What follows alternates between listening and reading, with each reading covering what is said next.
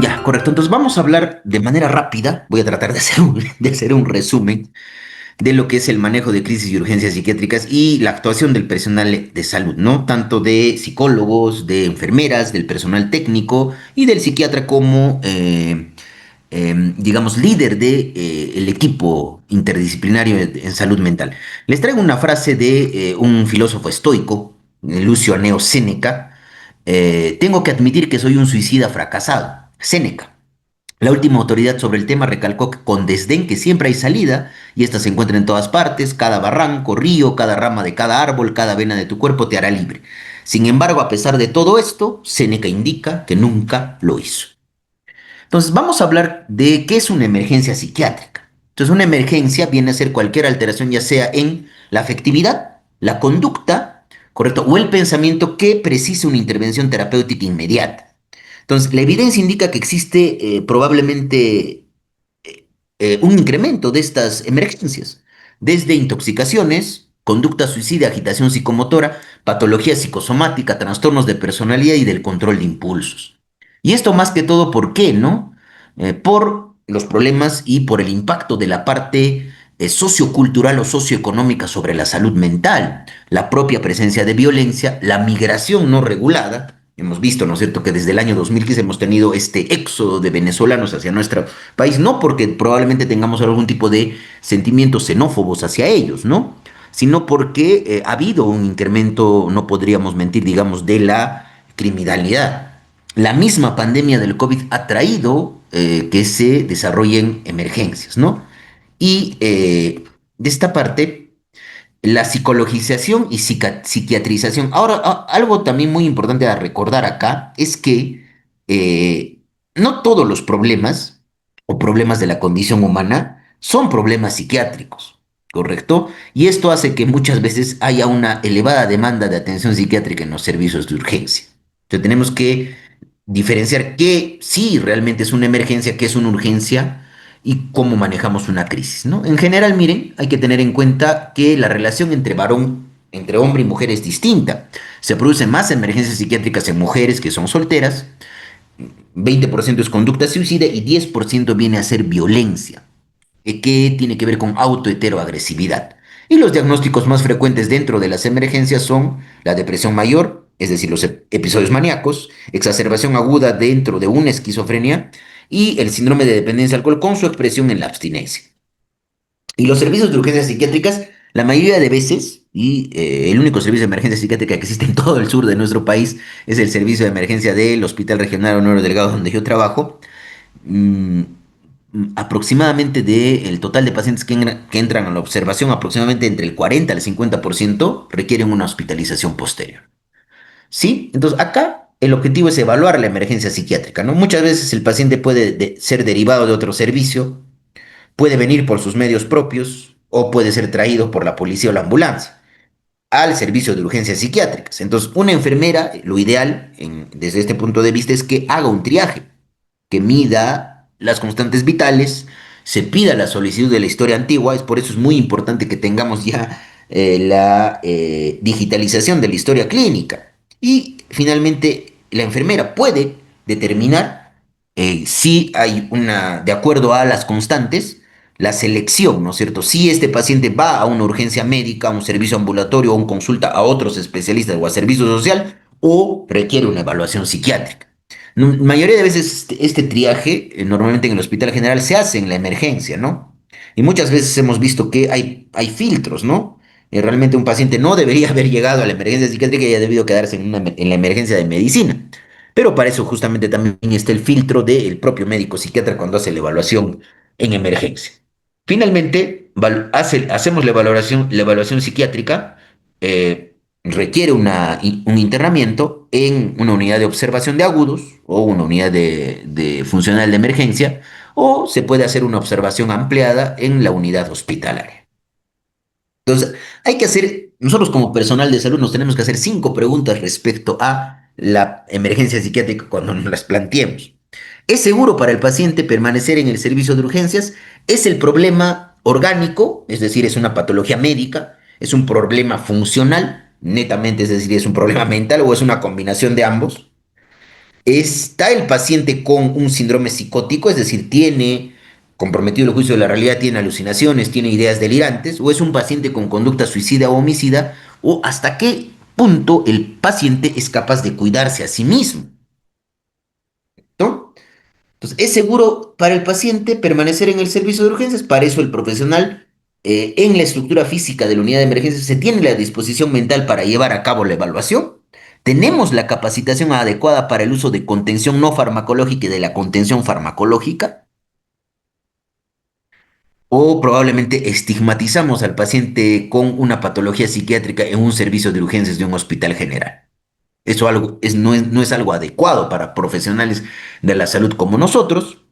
¿Es un problema orgánico? ¿Es un problema funcional? ¿O es ambos? Para eso justamente hay características que nos indican una probable causa médica de una emergencia psiquiátrica. El inicio agudo, que sea un primer episodio, las edades extremas, un paciente muy adulto, un adulto mayor o un niño, que haya justamente una enfermedad médica, una lesión en la actualidad, que haya abuso significativo de sustancias, que existan trastornos perceptivos no auditivos, es decir, que puedan haber alucinaciones visuales, síntomas neurológicos, netamente la pérdida de conciencia.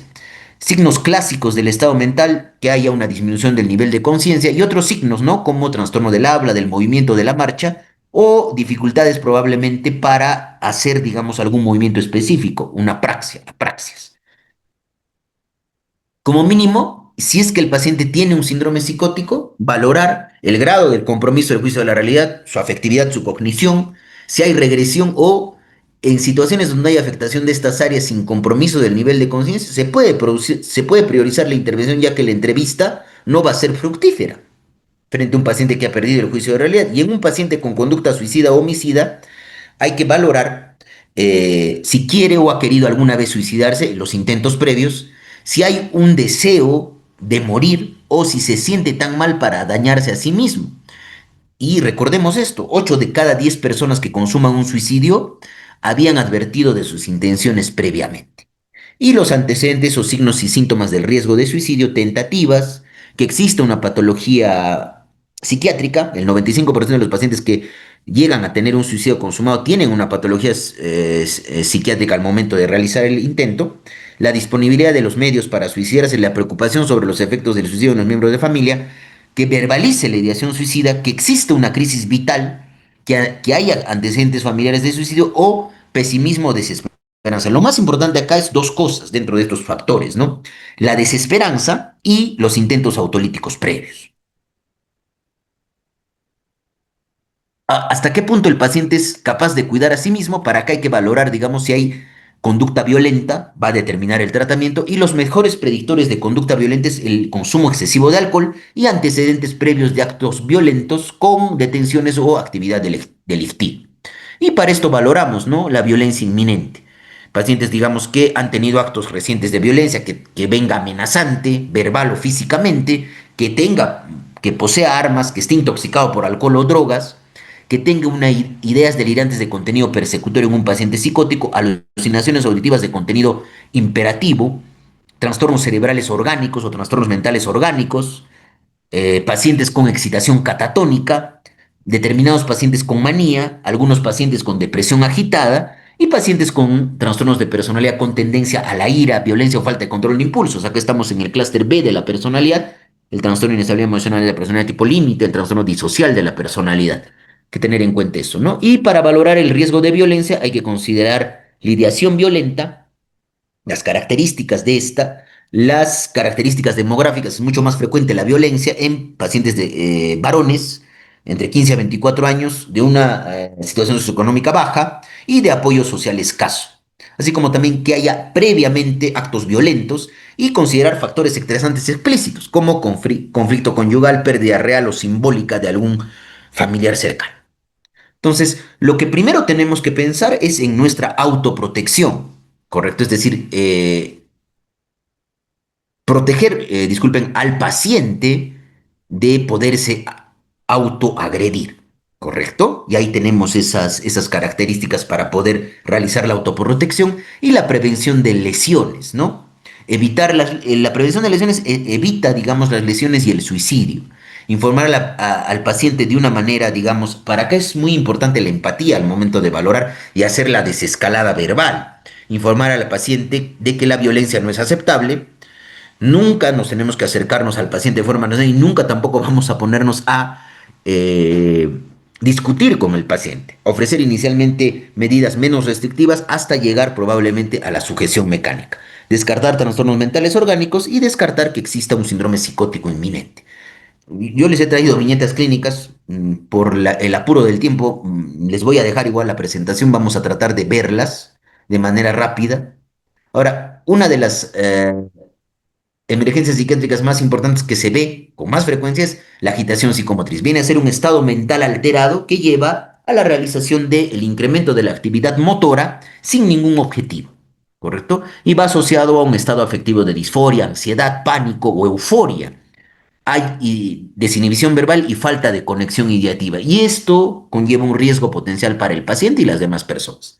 Ahora, un paciente violento es aquel paciente que se manifiesta con agresividad, pero el objetivo de un paciente violento de su conducta es causar daño. ¿Correcto? Es muy diferente a un paciente agitado. Por eso decimos, no todos los pacientes que tienen una patología psiquiátrica se tornan violentos.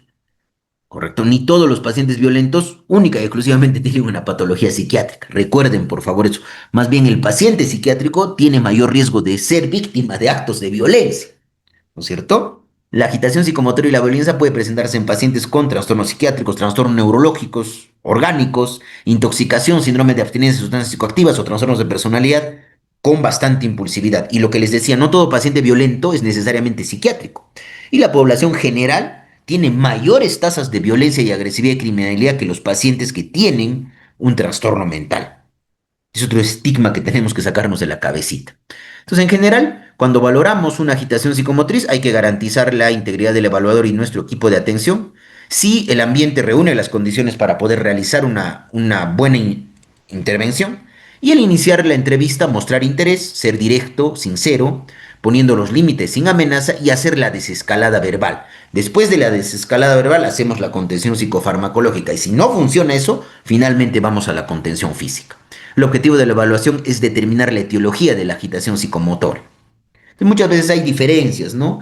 Entre agitación orgánica y agitación psiquiátrica, ¿no? La agitación orgánica, por supuesto, va a haber compromiso de conciencia, está más inquieto, el discurso es incoherente, el estado de ánimo es, y el afecto es fluctuante, lábil, el contenido del pensamiento, hay mayor confusión mental, hay desorientación, puede haber taquicardia, alteraciones de funciones vitales. En cambio, en la agitación psiquiátrica ya probablemente va a haber un antecedente, pero no hay probablemente compromiso de funciones vitales. Tengamos en cuenta eso, ¿sí? Porque también no le quiero quitar el tiempo al otro ponente, ya le estoy quitando su tiempo. Entonces, en general, en los trastornos mentales orgánicos tienen compromiso de conciencia, puede haber agitación, obnubilación o compromiso de conciencia, en cambio, en los trastornos de personalidad va a haber reacciones, planificación, impulsividad y en la psicosis hay una conciencia clara. El paciente no tiene compromiso de conciencia, pero se pierde la capacidad de juicio, ya sea crítico o de la realidad. Entonces, acá tenemos las principales causas de agitación psicomotora. Pueden ser intoxicación por sustancias, tenemos un grupo amplio de sustancias, la misma abstinencia, el alcohol, o el delirio, un síndrome confusional agudo, que esto muchas veces es mal, digamos, visto o mal enfocado por los colegas en emergencia. Piensan que sintomatología psiquiátrica es sinónimo de patología psiquiátrica. Y el delirium es muy frecuente. Es un síndrome confusional agudo que, por definición, tiene una etiología médica. Un paciente tiene una encefalopatía hepática, está con un delirio, ¿cierto? Pero lo que está causando ese estado mental alterado es el problema hepático. Y eso conlleva, digamos, muchas discusiones con los internistas en nuestro hospital.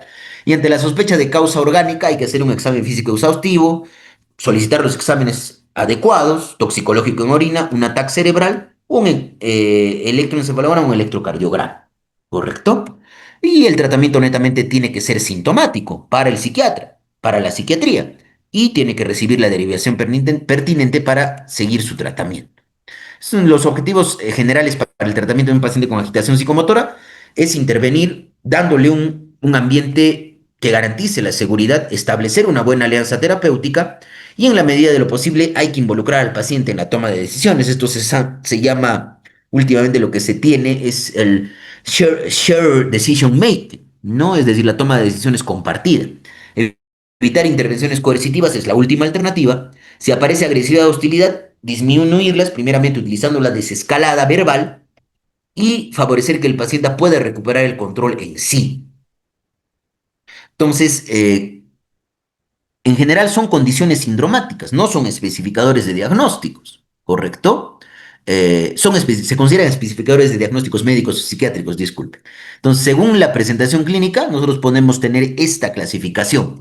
En grado uno tenemos un paciente que está hostil, irritable, escucha y acepta la intervención, esta clasificación Gijiga.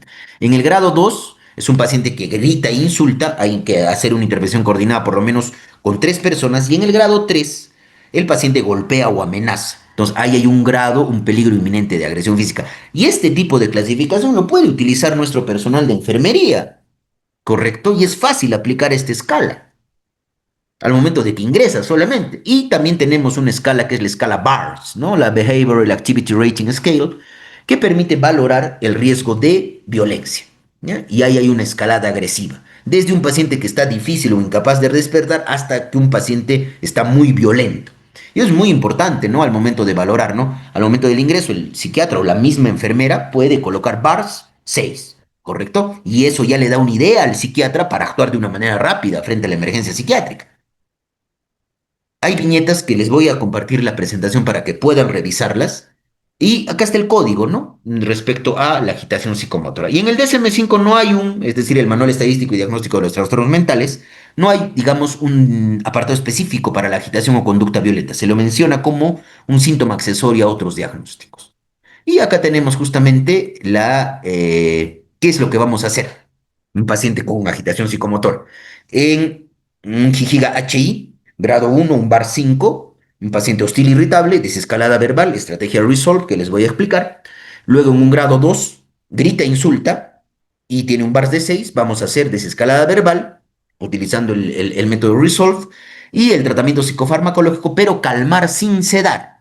¿Correcto? Para eso justamente la mayoría de veces se utiliza antipsicóticos de primera o de segunda generación. Y cuando un paciente golpea o amenaza, lo primero es cuidar la integridad del paciente y cuidar la integridad de mi personal también. Probablemente tratamiento farmacológico y finalmente la contención o sujeción física. Acá tenemos me hubiera gustado de repente poderles leer eso, pero por el apremio del tiempo voy a tratar de ser específico con las cosas que quiero que se lleven de la ponencia. Este es un modelo de desescalada verbal, es el Resolve. Y Resolve viene de cada una de las características que tiene esta desescalada, es decir, es bajar la agitación psicomotriz a través de las palabras. Entonces, lo primero que tiene que hacer el personal es prepararse para involucrarse, reading to engage, involucrarnos con el paciente, resolver problemas y ofrecer alternativas, limitar, digamos, o establecer límites cuando es necesario, validar la perspectiva del paciente y finalmente terminar el evento de desescalada para poder valorar qué se hizo bien durante este episodio, si todo el personal está íntegro en la parte de su salud. Entonces, acá tenemos la contención o sujeción mecánica. Siempre la contención tiene que ser desarrollada por lo menos por 5 personas. Un personal que contenga la cabeza del paciente y cada uno de los miembros del equipo que Perdón, esté con pero, cada miembro, los miembros superiores y miembros inferiores del paciente. doctor, Solamente, disculpe, sí, sí, perdimos pantalla, no está compartiendo. ¿se ha perdido la pantalla? Sí, sí está. Solo es una diapositiva, me parece. Lo último que estaba insertando. ¿Acá? Compartir pantalla, no apreciamos su diapositiva. ¿Ahora? ¿Se puede ver? No, no, doctor. Sí se ve, sí se ve. Bueno, ya, Sí se puede ver, ¿no? ya, doctor. Sí, doctor, sí se ve. Ya, entonces esto era lo que les explicaba de la estrategia Resolve, ¿no? Prepararse para involucrarse, involucrarnos con el paciente, resolver problemas y ofrecer alternativas, limitar, digamos, o establecer límites cuando sea necesario, validar la perspectiva del paciente y terminar el evento de desescalada, ¿no? Es decir, viendo si ha sido útil lo que hemos hecho, qué ha fallado, qué no ha fallado. Y la contención o sujeción mecánica, como hemos dicho, que solamente se va a utilizar cuando fallen otro tipo de abordajes. Y el personal tiene que estar bien preparado, ¿no?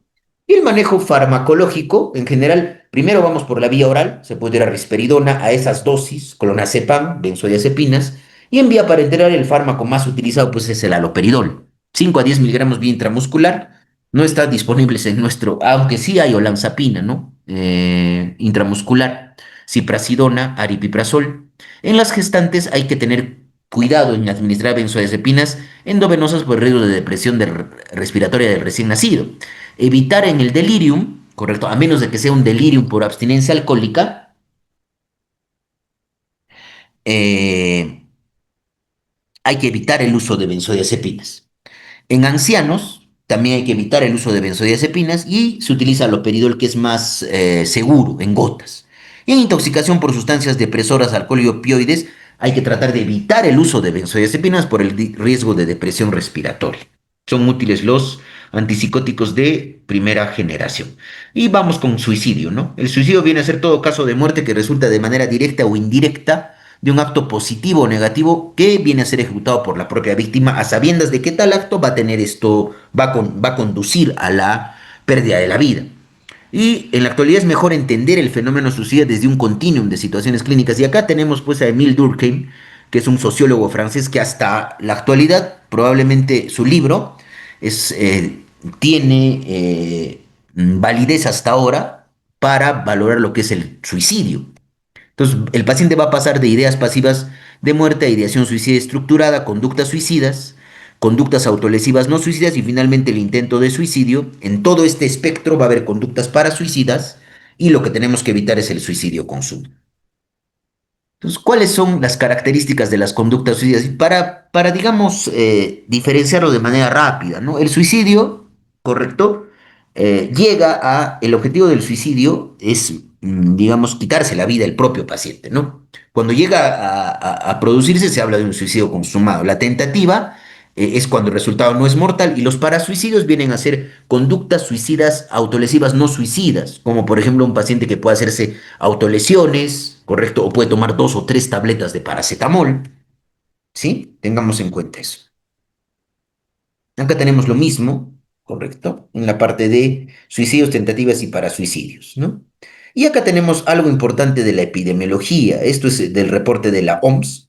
Dense cuenta que más o menos el 77% de los suicidios ocurren en países con bajos o medianos ingresos, ¿correcto? Incluido nuestro país. Es la cuarta causa de muerte, ¿correcto? En edades entre 15 a 29 años y probablemente más de 700.000 personas han fallecido por suicidio el 2019. Y de acuerdo, digamos, a el plan de acción en salud mental de la OMS del 2013 al 2030, para eso, por lo menos se implementa esta intervención que es Life Life, disculpen, con el objetivo de que para esa fecha un tercio de la población tiene que disminuir el riesgo de los suicidios a un tercio. Sin embargo, vamos a ver el 2030 si hemos llegado a ese objetivo, ¿no? Acá tenemos las tasas de suicidio en nuestro país que es probablemente menos de 5 por 100.000 habitantes.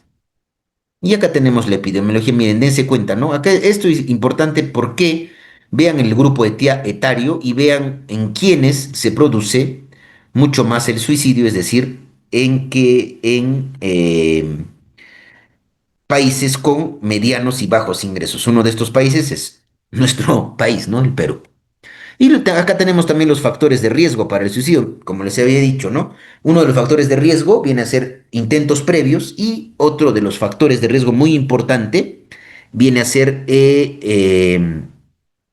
probablemente los trastornos afectivos. Acá tenemos los trastornos afectivos, la depresión bipolar mucho más frecuente en varones. Y otra cosa y una regla que tienen que recordar es que los pacientes, los varones son los que consuman más el suicidio y las mujeres son las que tienen más tentativas de suicidio. Si es que quieren revisar, por ejemplo, todos estos estimados, está el disponible en la bibliografía al pie del slide, ¿sí?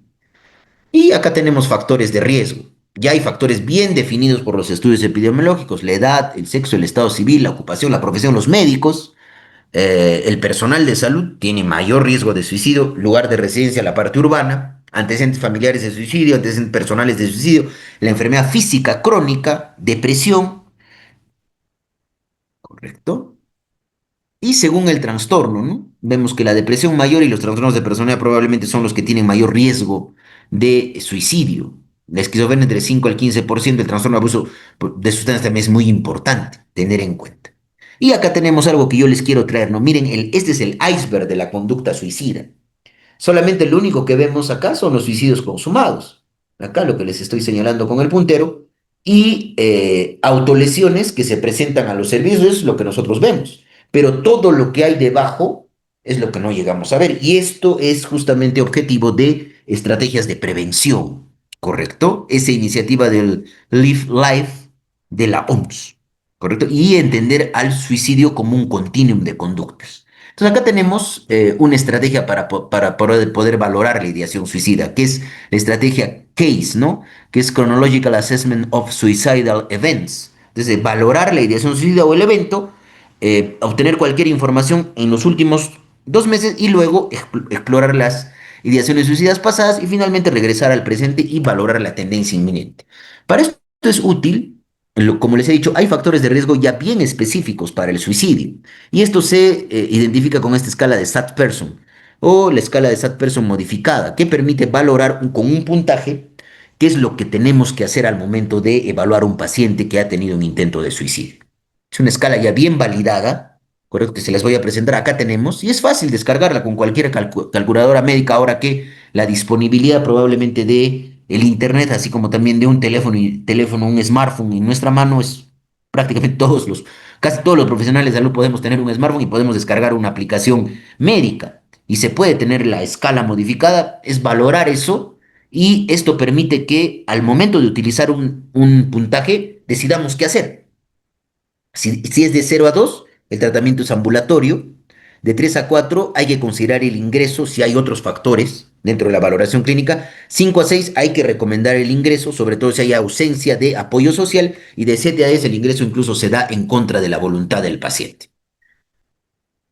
Son viñetas y nos permite valorar, digamos, este Modified Sad Person Scale, ¿no? De acuerdo a, y le da un puntaje de acuerdo a factores epidemiológicos de suicidio bien conocidos. Si es 9, probablemente se tiene que ingresar de manera inmediata a urgencias. ¿Sí? El diagnóstico se hace a través de la codificación X y el DSM-5, versión revisada del año 2021, no atribuye un apartado específico, pero en la parte de otros diagnósticos que precisan más estudio, habla del trastorno por comportamiento suicida, que les voy a dejar justamente acá. Estos son los criterios para el trastorno por comportamiento suicida que se pretende utilizar y probablemente que la CIE-11 ya lo va a considerar.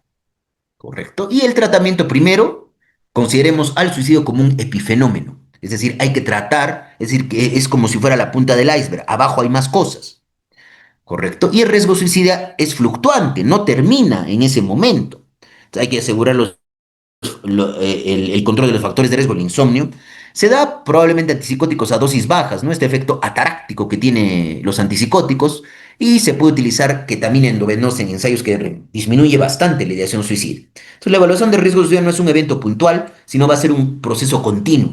No va a desaparecer al alta del paciente y va a permanecer probablemente durante un periodo variable y tiene que seguir un tratamiento, un seguimiento regular por un programa ambulatorio. Y acá tenemos un flujograma, ¿no? Detección de riesgo autolítico en el primer paso, luego en el segundo paso la evaluación médica del riesgo, sin riesgo no se toma ninguna medida especial, con riesgo tiene que tener una evaluación psiquiátrica. Cuando hay riesgo, decidimos, digamos, pasarlo a evaluación y sin riesgo no se hace ninguna actuación especial, pero sí se hace un seguimiento. ¿Correcto? Entonces, hasta ahí hemos podido terminar. Les agradezco por su tiempo y mil disculpas por la demora. Hemos tenido que correr un poco. Muchísimas gracias.